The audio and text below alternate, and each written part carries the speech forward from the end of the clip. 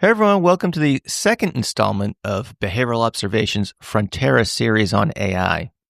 In this episode, I spoke with Sydney Holmes, a Board Certified Behavior Analyst and Clinical Product Lead at Frontera, where she's helping bridge the gap between behavior analysis and artificial intelligence in some really exciting ways.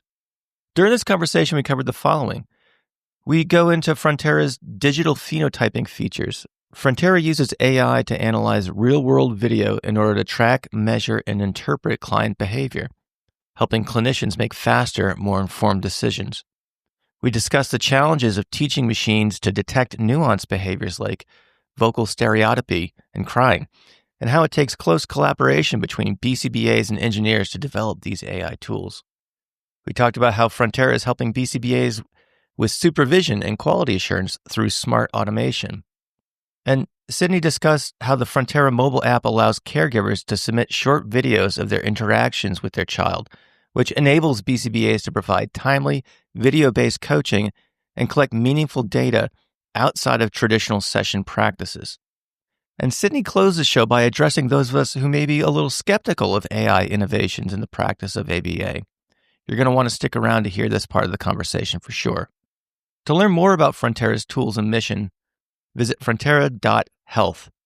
To demo Frontera, go to the show notes for this episode, and we'll have a link waiting for you there.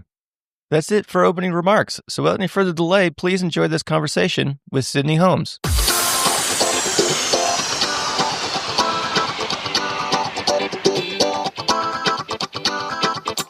Welcome to the Behavioral Observations Podcast, stimulating talk for today's behavior analysts. Now, here's your host, Matt Sikoria. All right, Sydney Holmes, thanks for joining me on the Behavioral Observations Podcast. How are you doing today? Hey, I'm doing good. It's exciting to be here. I am excited to have this conversation. This is our second episode in the Frontera series on AI.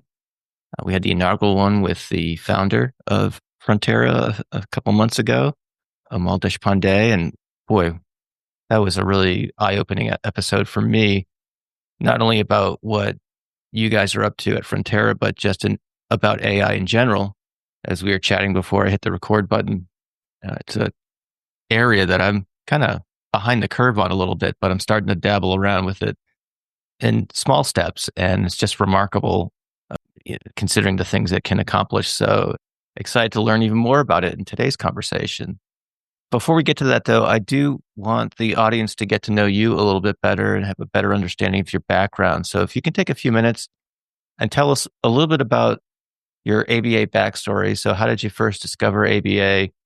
What made you want to pursue it as a career? And take us up to what you're doing these days. Yeah, of course. So like you said, I'm Sydney. I'm a BCBA and a master's level psychologist in North Carolina. I think like a lot of people in the field have a little bit of I kind of fell into the field. Mm-hmm.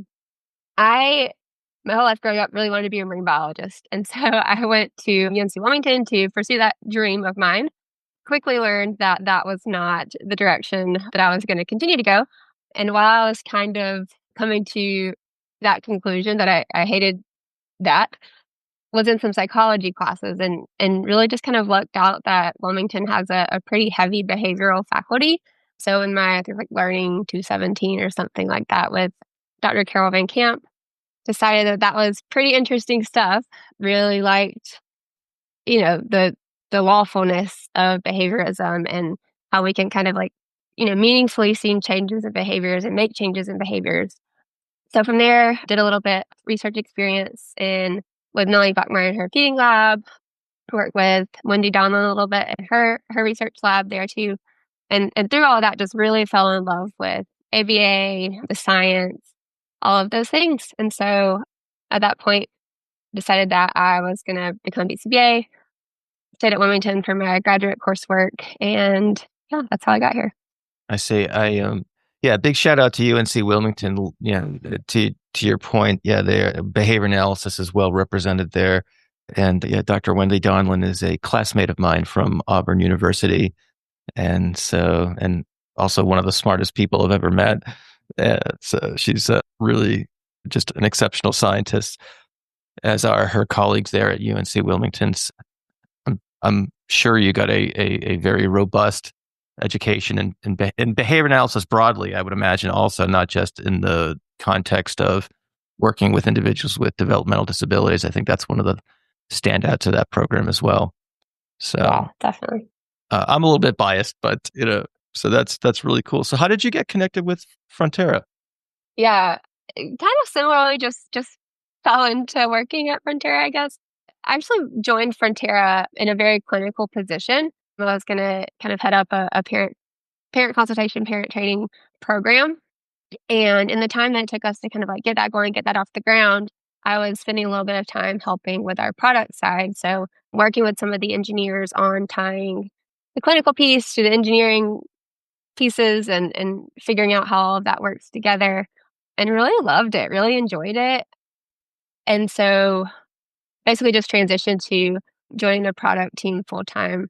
So my job now with Frontera is the clinical product lead. And so basically I kind of bring the clinician's perspective to the products that we're building. So really thinking about like how would a BCBA use this, talking with subject matter experts on, what does this mean for autism services? How can we use this to improve the day-to-day for BCBAs or RBTs or parents or children, all those different things.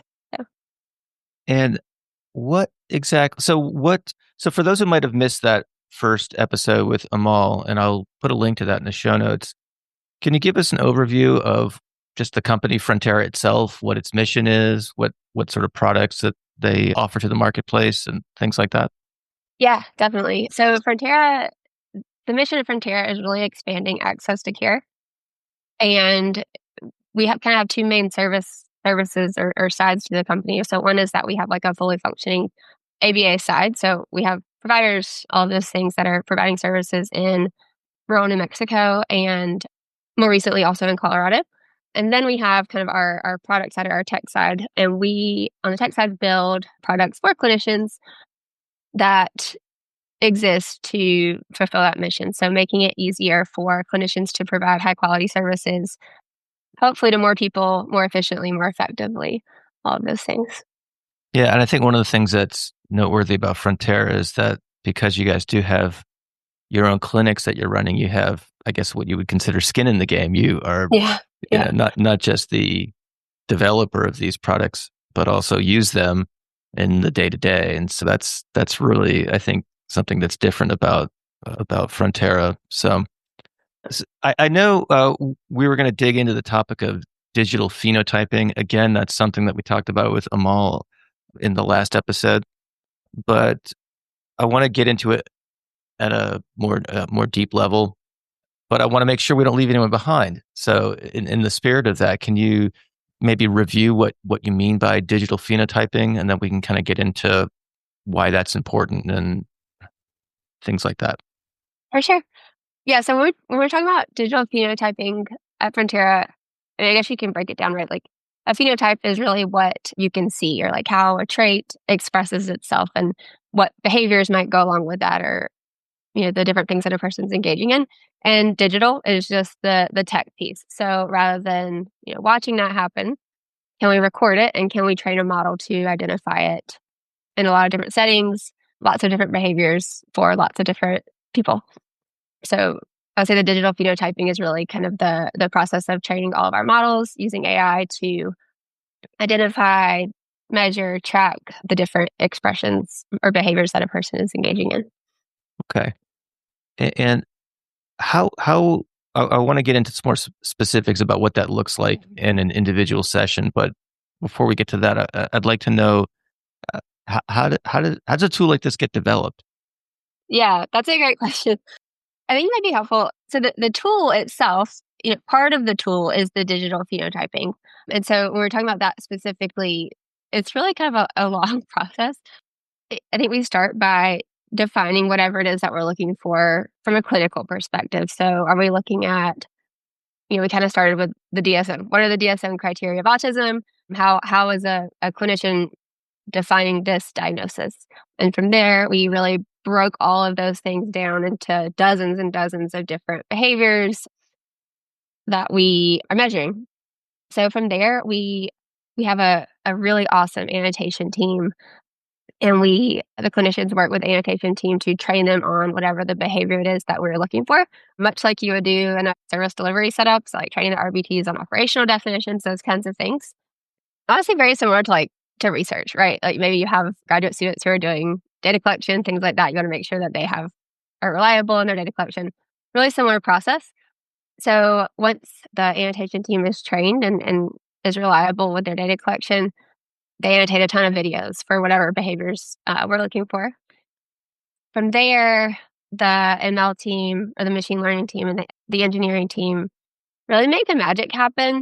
I've learned a lot in the last, year, I guess, about machine learning. And I don't know what I thought happened. I guess I thought that you fed it a bunch of things and then it could spit out, predictions or whatever. But at least for our models, it's really each specific behavior. So maybe we're looking at, I don't know, like crying or something like that. It's not just one model that's saying like, yes, the child is crying in this instance. It's 4 or 5, and all those models are good at different things. So maybe one model is really good at saying, yes, this sounds like crying. Maybe another model is really good at saying, hey, that sounds like crying, but it's actually stereotypy. This kid's having a great time. And so really having to literally fine tune, where are we trying to land with this definition of crying? I mean, how are we making sure that we're capturing instances of crying, but not stereotypy? And where's the threshold of which is what? And so that really, a lot of that comes from the machine learning team and them kind of like pulling different levers, changing different thresholds to figure out, get the models all working together to define a behavior. Go ahead. Yeah. Yeah, go ahead. Go. I was going to get to this later on in the conversation, but this seems like a more appropriate time in that I'm curious what it's like to work with these engineers and computer scientists and things like that. You said you learned a lot of things through this process. So, I guess I could ask the question two ways. One would be, what have you learned from working with people outside of our discipline? And then conversely, I'm imagining they've learned a lot of things from you. So I wonder if you can talk about that shared experience a little bit. Yeah, I hope they would say they've learned a lot from me. Oh, I'm sure they have. At least something. I know I've learned so much from them. Just a lot of things that I would never have considered. For example, like we honestly started with things like crying or screaming, just kind of a child being upset as one of our first predictions because we thought it would be simple. Not necessarily the case. And so, things that seem very clear from a clinical perspective are not so clear to a computer vision model. So a computer sees, if a kid's crying and then they turn around and face the other way, you can't see their face anymore. We still know that they're crying, but to the computer or to the model, it's a totally different situation. They can't see their face. They can't see that they're upset. And to the model, that looks really similar to potentially a happy child that has a peer that's crying down the hall. And so just kind of how we handle situations like that has been really kind of mind-blowing. And yeah, so I would say learned a lot from them about just machine learning in general.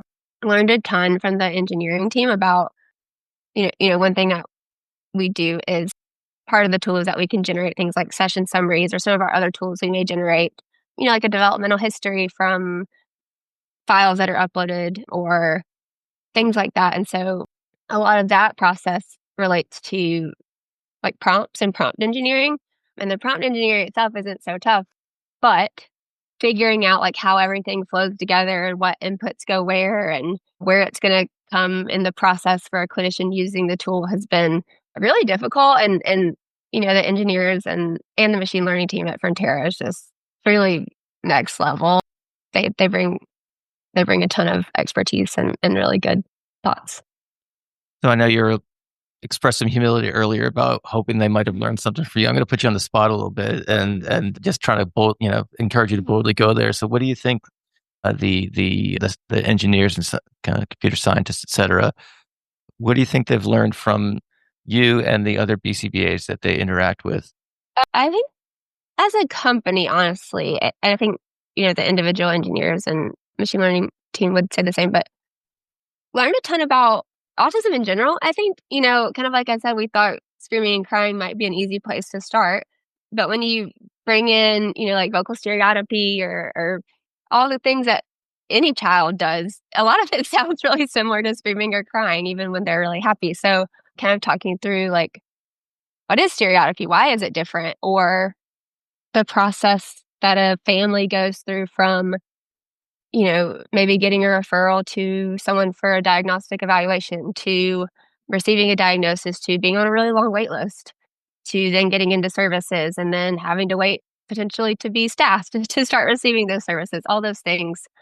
Frontera exists to hopefully solve some of those problems.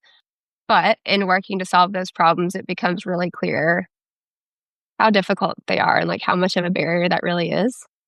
I've learned a lot too, right, from the other BCBAs that we're working with, the other psychologists that we worked with, just about.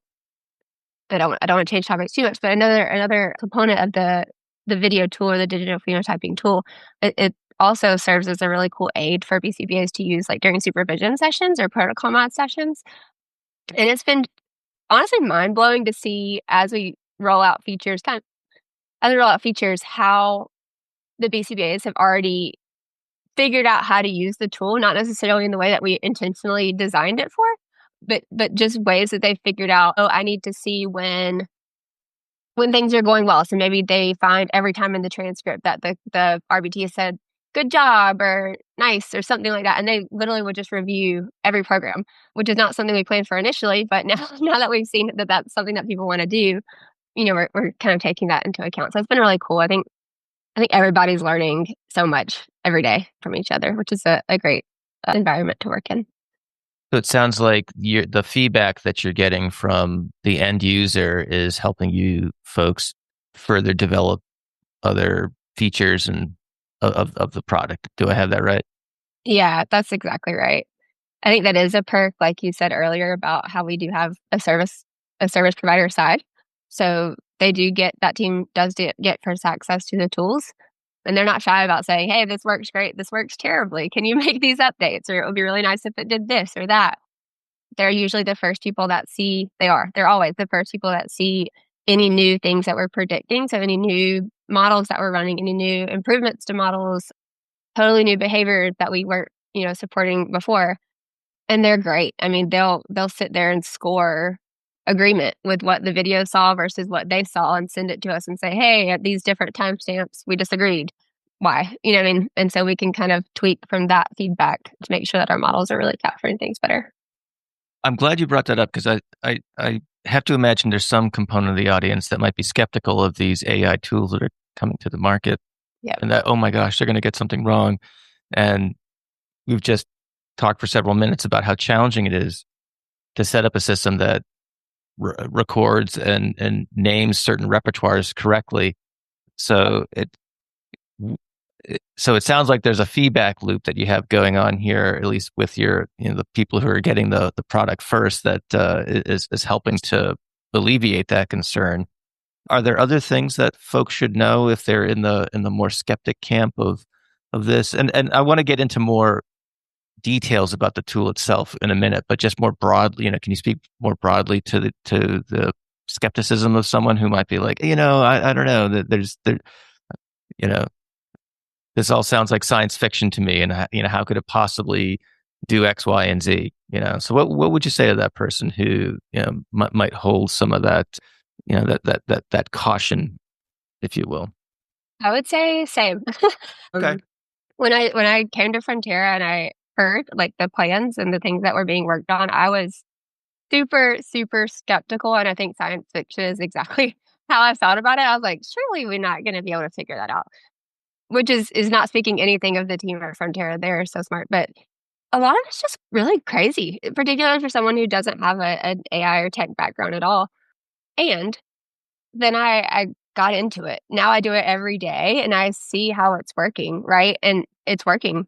It is super difficult, particularly trying to do some of the things that we're doing. Human behavior is hard. If anybody knows that, it's behavior analysts. It's hard to teach humans to watch it and observe it and understand it. And it's hard to teach computers to do the same thing. But we are doing it. And I would also say we should always be skeptical of AI, right? Like inherently mistakes are going to happen. But even with errors here and there, it can also improve our experience as clinicians so much.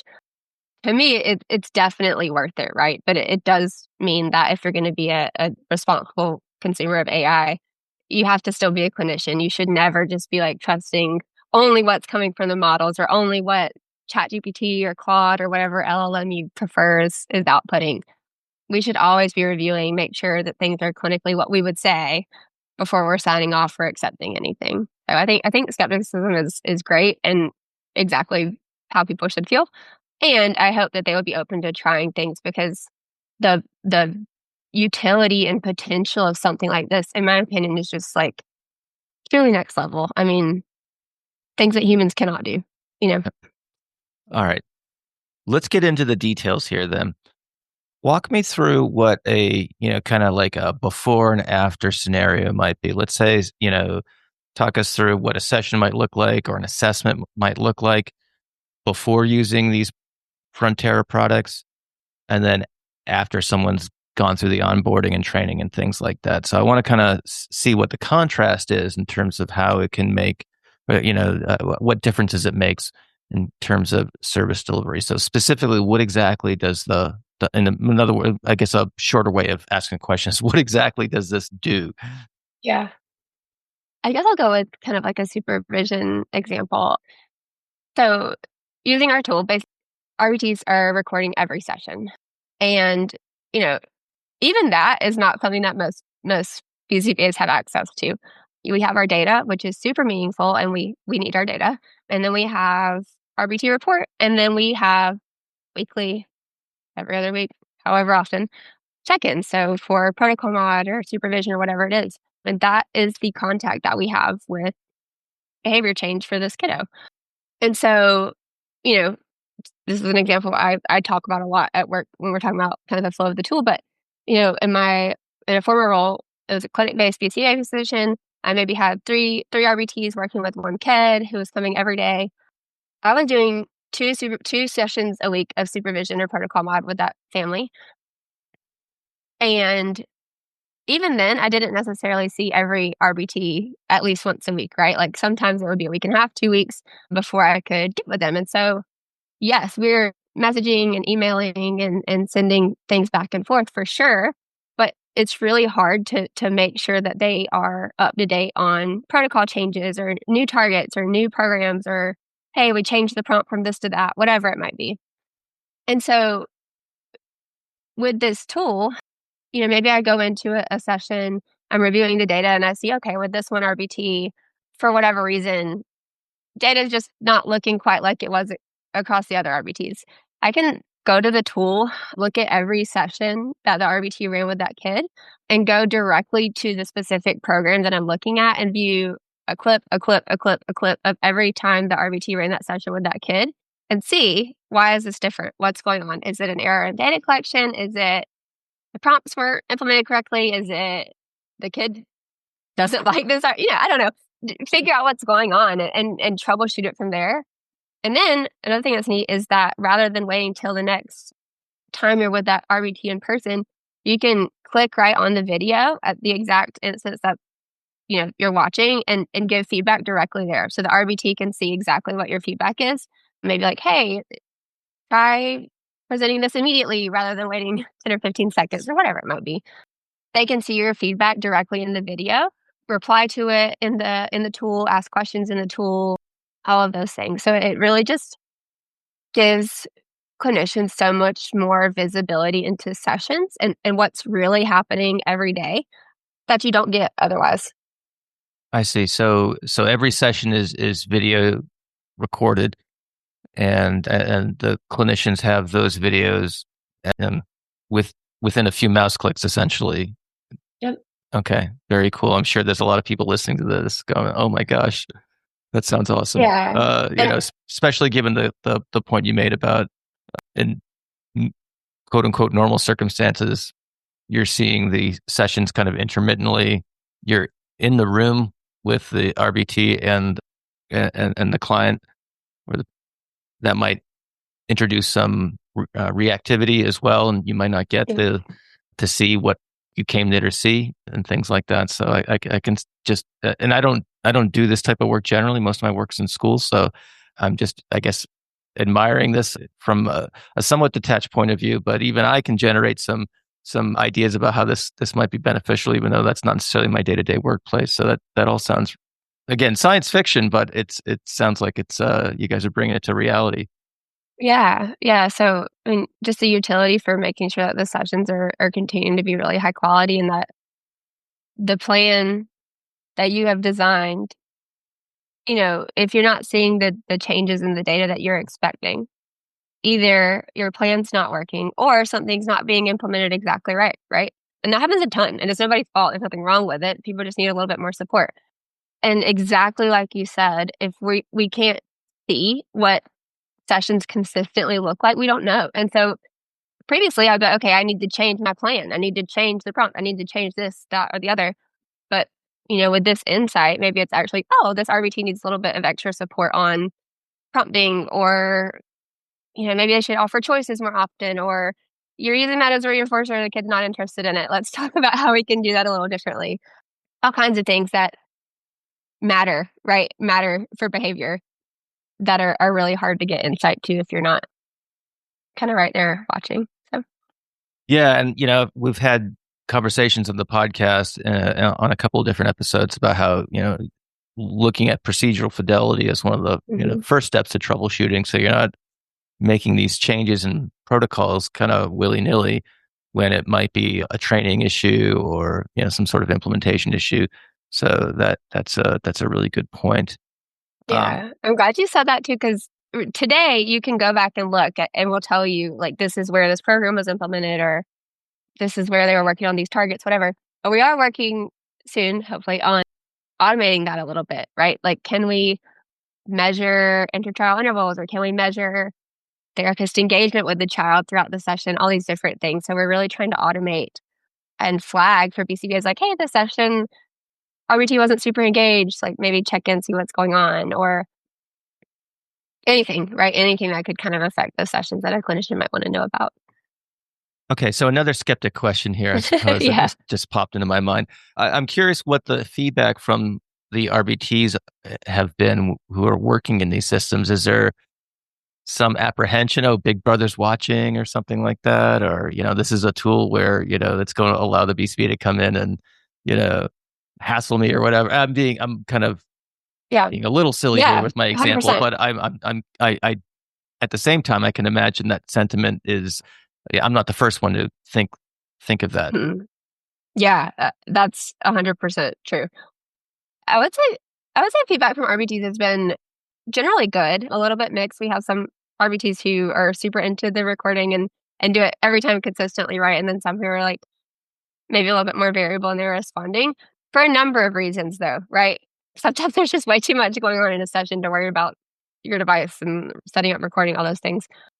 That said, a lot of it is we're not trying to catch somebody doing something they're not supposed to be doing, right? Like it's very much about how we can support the RBTs to do the best job, because I would say every RBT I've ever worked with wants to do the best job, right? And it's on me because maybe I don't have availability right then in that second to walk away from the client I'm with to right this minute and help you with that new program. But in an hour, when I have a break and that client's gone home, I can go back and watch the video and still give you that feedback in the moment. So I don't think we've had any like big concerns from the RBTs at all. I think that they have been excited about having more contact and like a closer communication channel with their BCBAs. I think it's interesting too for the field in general is transparency. I think companies want a culture of like our RBTs are here, our BCBAs are here, they are doing their job while they're here, they're doing their job well. And this is a first step towards saying that's what's happening for sure, and we're sure of it. So I think to answer your question, generally feedback's been pretty good, and we want to support that anyway. I understand. What sort of, I guess, what's the apparatus? I guess what's the what are the how are these videos being recorded? Is there like a tablet, or is there some other type of video camera or something like that? What's the how intrusive, I guess, equipment wise is this, or isn't it? in a treat, like in a therapy setting? Yeah, that's a great question. Today the RBTs are using tablets. We have very recently, in the last couple weeks, rolled out like bring your own device. So apps that people can download. So partner clinics, if they have their own tablets already, they just want to download the Frontera app. We're supporting that now, which is exciting.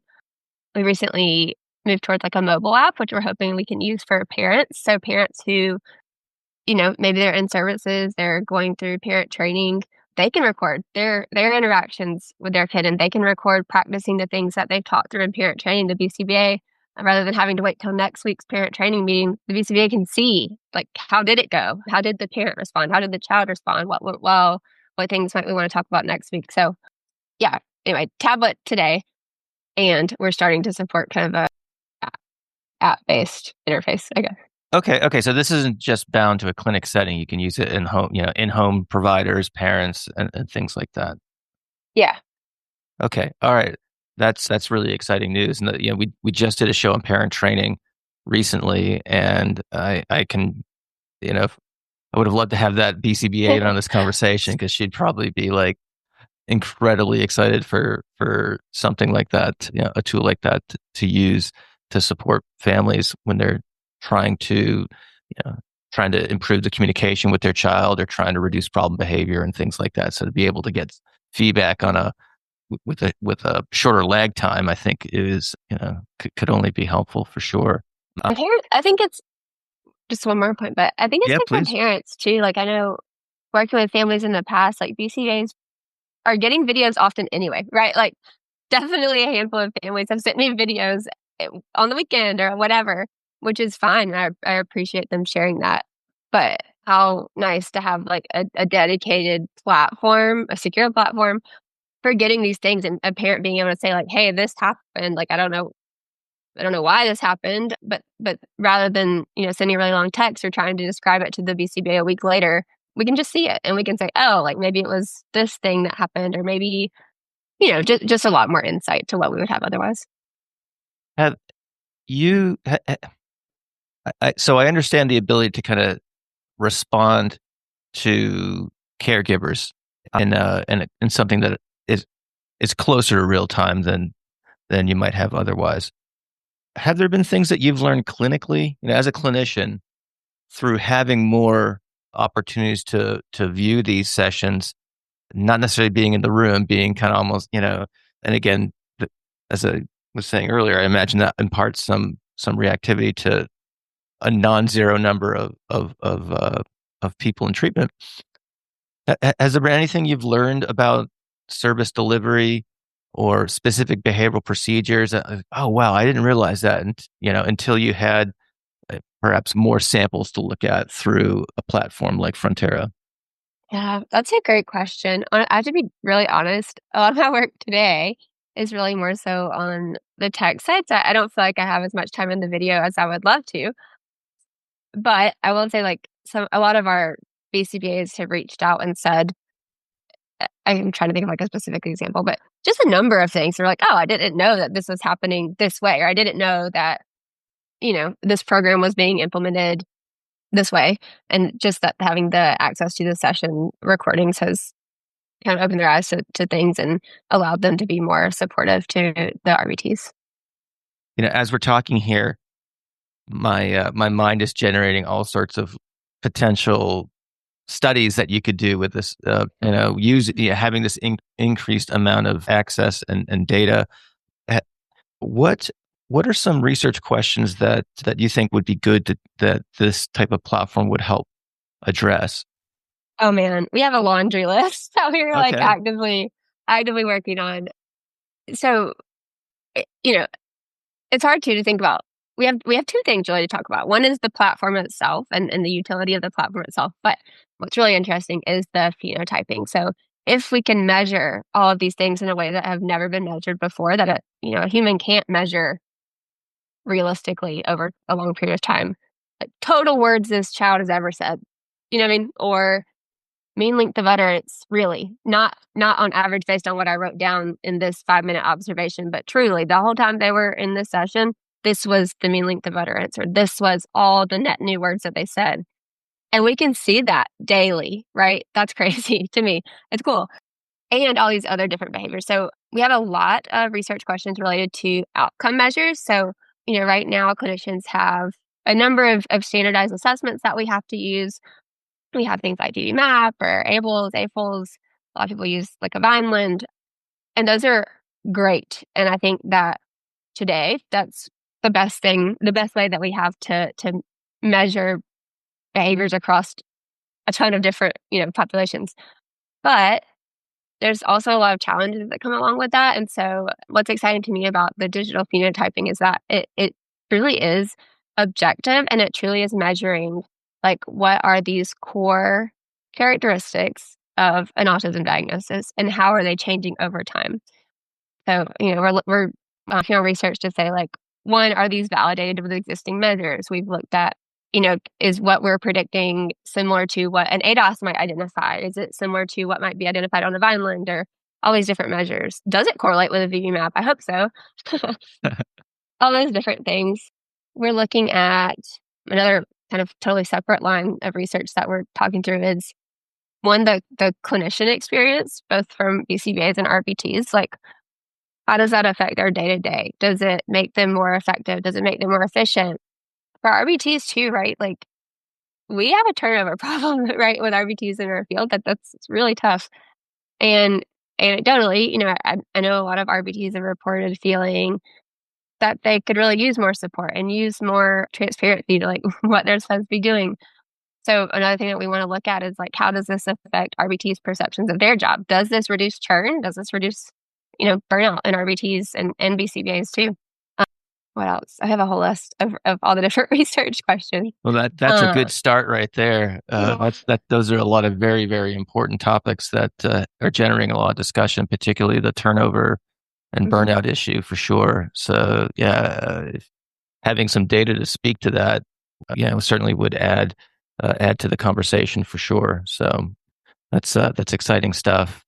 One question I have is, with any of these new technologies, and and I'm trying to put myself in, a case management role, kind of a line level BCBA. If you worked in a setting for some period of time, you've probably been through a couple of different tech platforms, regardless of what those tech platforms are designed to do, whether it's data collection or practice management or what have you. And I've heard from my colleagues who are kind of knee deep in that stuff, that a lot of these platforms have some steep learning curves to them. So what has been your perception or understanding of the learning curve in terms of RBTs and BCBAs getting up to speed with using some of these tools from Frontera? Yeah, that's a good question. I feel like the biggest thing is just it is, incorporating a new, it changes the workflow a little bit, right? Like, we're kind of used to looking at our data and then looking at the session, and this is something new to look at. That said, I think that the tool itself is pretty user friendly. I would say early on like with any product, right? There's bugs, there's things that are difficult to get through. I think we worked through most of those. They still pop up occasionally, but I think overall the learning curve is not significant, and it's really open to however you want to use it. There's no like required minimum of things you can look at. If you say, okay, all I want to do is look at every time this child did a tagged an apple or whatever, you can look at just that. You don't have to you can be as involved or not as involved as you really want to be. Yeah, I don't think it's been hard for people to learn at all. Great. This technology is pretty mind blowing. And so I'm grateful for the time you took out of your afternoon to chat with me about it. I want to give you the opportunity to do two things as we wrap up this interview here, Sydney. One is, if there's anything else about either your work or Frontera more generally you'd like to leave the audience with, and then certainly, as I like to close every interview out, what advice do you have for the newly minted BCBA or BCBAs of, I suppose, any experience level? Yeah, let's say regarding my work in Frontera, really in general, maybe AI in general. I touched on this earlier. I would say continue to be skeptical. And as much as we love our data as behavior analysts, how cool to have so much more data that we've never had before. And so I think be skeptical and be curious and be open to it. It doesn't hurt to just check it out and see what your thoughts are. And anything that AI is growing so quickly and evolving so fast, like the things that are really hard today are not going to be hard in a year or 2 years. So that's kind of exciting. And then as far as advice for a new BCBA or maybe any BCBA, I would say find a mentor for your whole career, really, right? I learned a lot in school. I learned a lot in my classes, but I learned the most from the people that I worked with, whether that was at UNCW. One person I didn't mention is Tom Caribou, and he's just the bee's knees. So I couldn't leave without saying that too. But just learning from the people who know way more than we do, because there's always going to be someone who knows a lot more than we do. So just finding a mentor, someone you can run ideas by, someone that you can kind of talk through things with, has been invaluable for me. And I think that when we work together as a field and build on each other, that it puts us all in a better position. Fantastic. In case people want to learn more about Frontera and the cool things that you guys are doing there, where would they go to learn more? Yeah, so we have a website. It's fronterahealth.com. We're also pretty active on social media, Instagram, definitely on LinkedIn.